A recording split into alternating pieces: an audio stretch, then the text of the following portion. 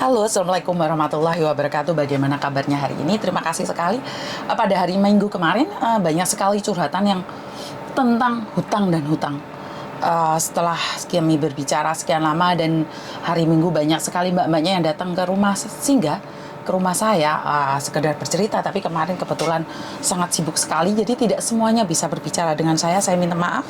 Sekali lagi saya minta maaf, bukan saya ingin sombong atau tidak peduli sama kalian, karena kadang-kadang ada momen di mana bersama keluarga. Jadi kebetulan yang kemarin menikah dari Indonesia itu datang ke rumah saya, dan dia jauh-jauh dari Indonesia hanya mencari saya. Jadi saya minta maaf buat kemarin yang datang ke rumah saya yang tidak bisa berbicara langsung dengan saya. Saya cuma bisa hai kayak artis saja, ngartis, padahal bukan siapa-siapa. Oke. Membahas tentang kemarin yang dicurhatkan tentang hutang dan hutang, sampai salah satu mbaknya sampai punya hutang 100.000 Hong Kong dollar, dan pembayarannya adalah 10.000, ada beberapa sampai 7.000, dan ternyata yang datang ke rumah saya itu juga sama. Ada beberapa orang yang sama, artinya adalah bukan cuma 1-2 orang aja ini yang ke-expose. Maksud saya ada yang ke-expose itu bukan cuman yang ada di video saya saja. Ternyata di luar sana itu banyak sekali mbak-mbaknya itu terlilit utang. Jadi mereka itu kelilit utang semua. Saat saya tanyakan, oke lah, yang buat para penjudi-penjudi, mereka kelilit utang karena kesalahannya sendiri. Karena mereka melakukan gaya di Hong Kong, akhirnya dia kelilit utang. Nah, ini yang saya bahas, saya tidak membahas yang di Hong Kong ya. Ya udah, biarin aja dia pakai uangnya sendiri, utang-utangnya sendiri, apalagi gayanya yang selangit sundul langit, itu urusan sendiri. Nah, ini yang saya bahas adalah buat mbak-mbaknya yang uangnya dipakai di Indonesia. Apakah salah, Miss? Nggak salah. Kita sebagai seorang ibu, tujuan kita ke luar negeri adalah membahagiakan keluarga yang ada di Indonesia, memanjakan bapak ibu, adik kakak, dan juga anak. Ini tujuan awal kita. Tujuan awal kita adalah mengangkat derajat keluarga kita yang ada di Indonesia agar lebih baik lagi dan tidak sepelekan oleh tetangga, saudara, atau teman. Benar tidak? Ada yang setuju tidak dengan kata-kata saya? Dimana kita datang ke Hong Kong ini apa sih awal tujuannya awalnya apa sih? Pingin dua lemah sak petak, Miss, sekarang gak omah wes cukup lah. Setelah punya rumah, berubah lagi. Orang ono isine, Miss. Wes nambah lagi 1 tahun. Wes ono isine, oh anak-anak wes gede, Miss, pingin sekolah. Terus, dan setelah sekolah, Miss, pingin motor, Miss. Yo nambah lagi 1 tahun, 2 tahun, 3 tahun, 4 tahun, 5 tahun, 10 tahun. Tapi kenapa yang 10 tahun, 15 tahun, itu nggak punya tabungan sendiri sampai umur 68? Sempat kemarin ada yang 58 ke rumah saya. Tapi masih tetap nggak ada tabungan. Saya belum sempat berbicara dengan mbaknya, tapi saya sudah bisa baca auranya bahwa dia itu sangat lelah sekali. Dia sangat capek sekali. 58 harus bertahan di Hong Kong dan tidak punya apa-apa. Ayo ngenes apa rasa main mbak krungu iki. Artinya adalah bahwa kehidupan kita itu sangat sengsara sekali. Kehidupan kita itu sangat tidak jelas sekali. Kita itu merantau, terus apa yang kita cari? Utang nggak karu-karuan, anak di rumah nggak sekolah. Terus uangmu di mana? Kamu kirimin ke Indonesia itu apa? Loh, kalau anak nggak sekolah punya karya nggak apa-apa. Giliran mau pulang anak juga tidak kerja. Ibu ejek ngingoni padahal ibu sudah puluhan tahun di Hong Kong. Anak yang ditinggalkan dulu waktu umur 6 tahun, waktu anak ditinggalkan umur 1 tahun, dan ibunya di sini sudah 25 tahun. Berarti kan anaknya sudah dewasa. Anaknya sudah umur 20 lebih, 30 lebih. Sudah menikah, sudah punya cucu. Sudah menikah, sudah punya anak. Artinya kan anak-anak ini sudah mandiri. Tapi kenapa ibunya masih di sini? Loh, ibu senang kerja. Iya, sebagian ibu memang senang kerja, gak senang di rumah. Itu saya paham. Karena tidak semua anak tidak mengabdi. Ini saya tidak berbicara dengan anak yang sudah mengabdi ya. Anak yang baik, yang meminta ibunya pulang, yang wes ibu pensiun. Itu saya tidak membahas yang ini ya. Ini saya membahas sebagian kecil anak-anak yang di Indonesia yang terlalu dimanjakan. Sampai hari ini, sampai detik ini, itu mereka masih nadah di tangane di tangane mboke. Padahal sekarang dia sudah menikah dan punya anak, tapi masih nada di ibuke sing kerja di Hongkong. Apakah salah, Miss? Ya nggak salah. Bener, itu bener. Ibumu memang. Tapi apakah kamu berpikir ibumu ki sakit, tuwek, loro tuwek? Terus kamu, saya berbicara kamu yang ada di Indonesia, nggak gelem kerja lumo, nggak gelem nyambut gawe, brak-brok ae. Jagane duwe ibu. Entek lo dunia mulai, entek lo dunia munduk. Gayamu semlohe di Indonesia, gayamu nangkring di kopian. Tapi masih jaga nih ibumu sing di Hongkong. Ibumu di sini apa kerjanya? Ngosek WC, sayang. Ojo terlalu sombong. Saya tidak membahas kalian yang mengabdi pada ibu ya. Saya tidak membahas kalian ya. Saya cuma membahas orang-orang yang tidak mengabdi pada ibunya. Jadi lek kamu tersinggung berarti kamu yang saya maksud. Lek kamu komen yang tidak baik berarti kamu yang saya tuju. Karena saya tidak pernah ingin membuat status atau konten yang menyindir siapapun. Saya ingin berbicara fakta. Berapa banyak ibu-ibu yang sudah menangis ke saya? Berapa banyak ibu-ibu yang mengeluh tentang tingkah laku anaknya yang ada di Indonesia? Ayolah rek, bukaan matamu, kupingmu yo. Ojo merem, gayamu main game ugal-ugalan. Ternyata anjuk pulsa ndek mboke. Mobilmu, sepeda motormu trek-trekan. Ya jek njauk duwike teko mbokmu. Mbokmu ngosek WC le. Nduk. Janganlah bergaya dan beraksi. Ilingono bukmu, melasno ibumu. Kowe manganmu enak ndek warung nongkrong. Ibumu ndek ngarepe WC karo nyekel sego iku lho. Ibumu maem itu ndek ngarepe mbae sing ngising-ngising itu lho. Ayolah berpikir. Ibu-ibu ndek kene iki lek iso, kalian sudah mandiri di Indonesia sana. Surun pulang ibu istirahat. Bumu ya capek le, nduk.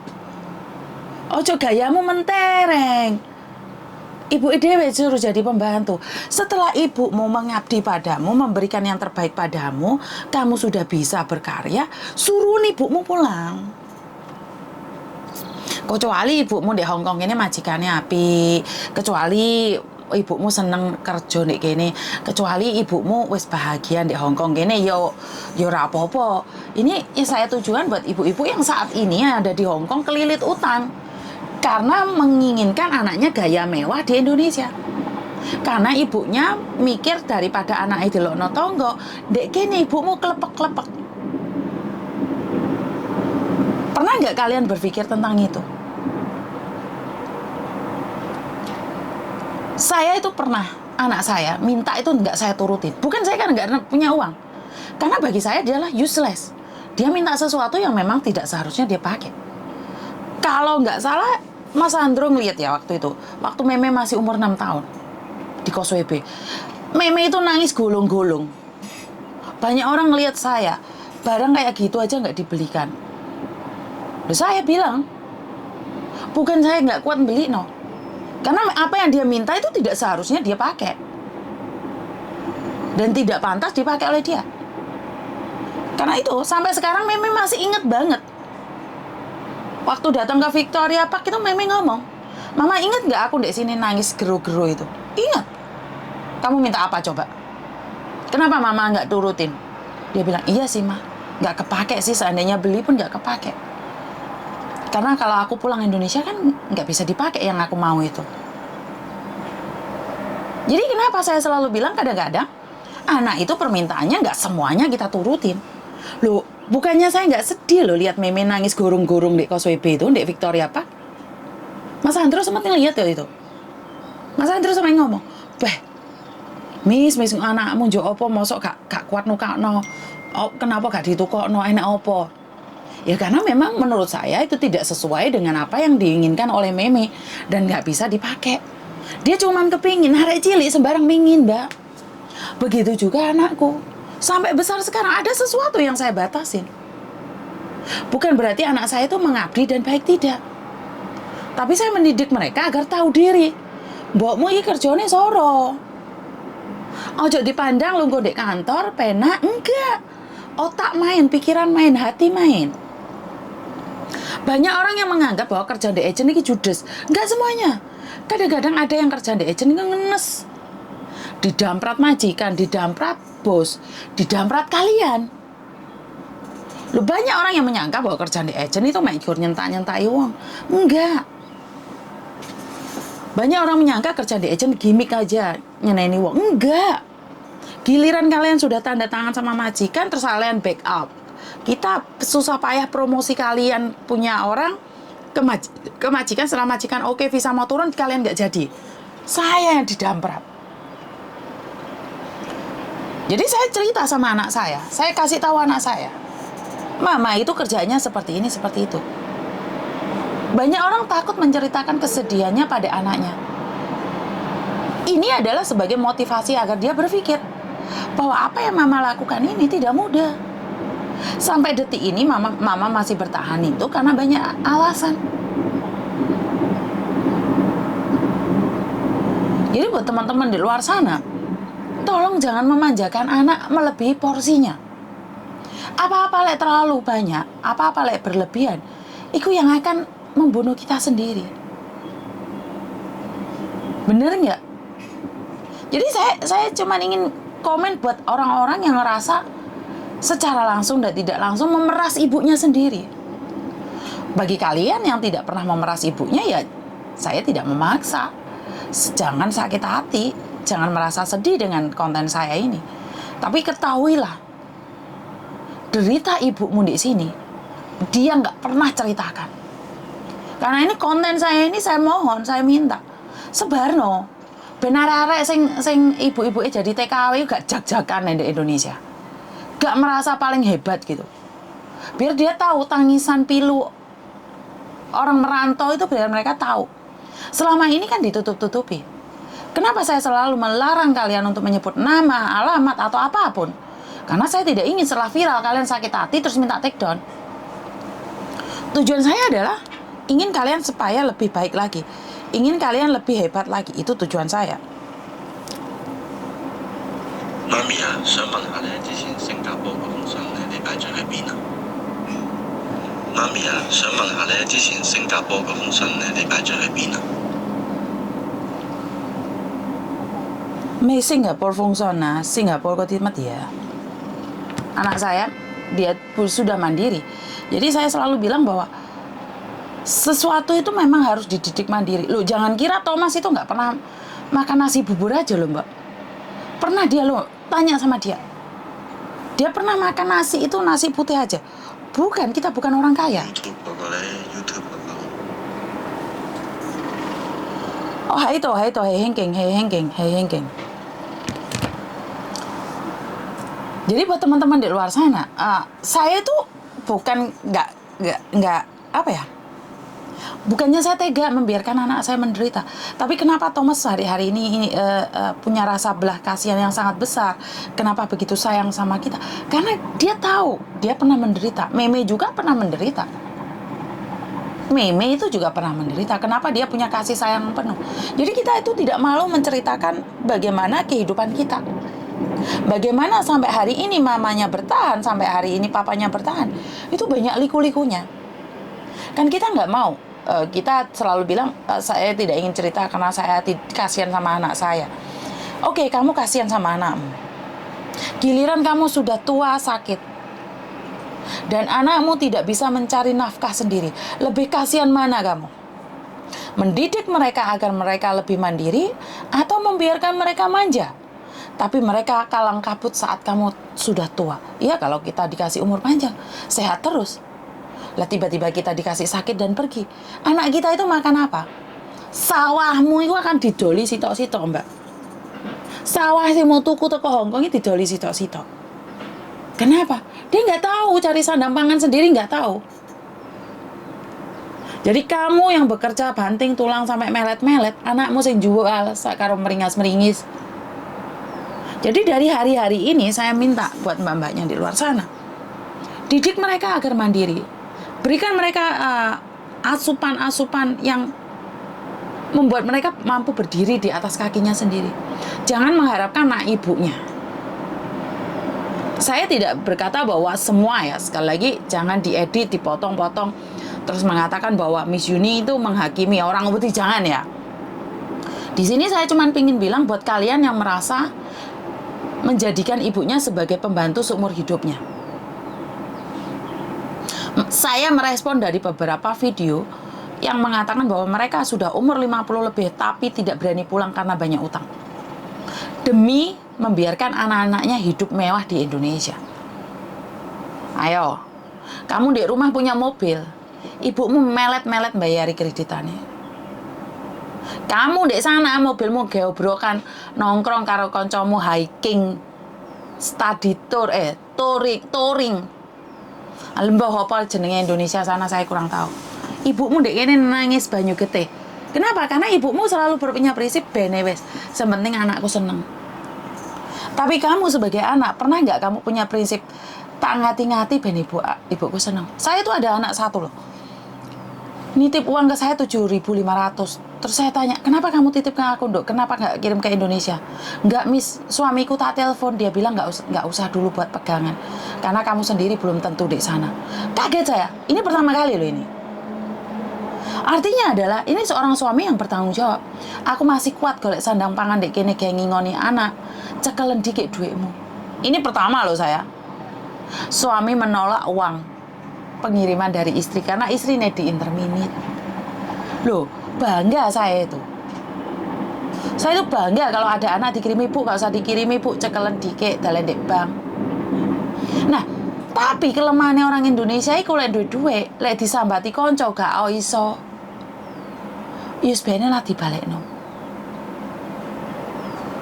Waduh, kan ya kaget saya itu.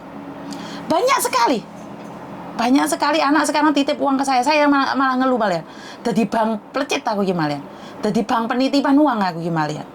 Tapi saya bilang sama Mbak Lasri, catet no Mbak, ngeluh aku Mbak, duit uang soalnya. Dititipno enak, kok giliran jauh aku gak ngekekno modar aku. Bener nggak?